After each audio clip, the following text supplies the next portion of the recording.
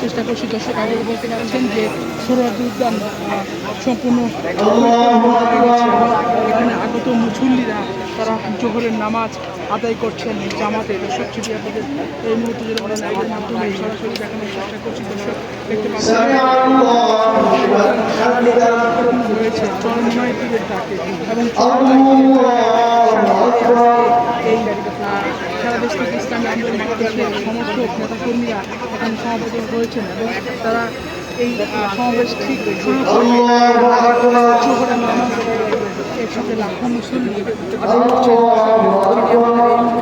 লাইভের মাধ্যমে সরাসরি দেখানোর চেষ্টা করছি যে তাদেরকে এই মুহূর্তে কমেন্ট সেকশনে জানিয়ে দিতে পারেন। দর্শক যদি একটু জানিয়ে রাখি যে 3 দফা দাবি ঐতিহাসিক মহাসমাবেশ রয়েছে ইসলামী আন্দোলন বাংলাদেশে এবং সেই কাতারে লাখো লাখো মুসল্লি কিন্তু এখানে নামাজ আদায় করছেন। দর্শক সেটি আপনাদের এই মুহূর্তে সরাসরি দেখানোর চেষ্টা করছি।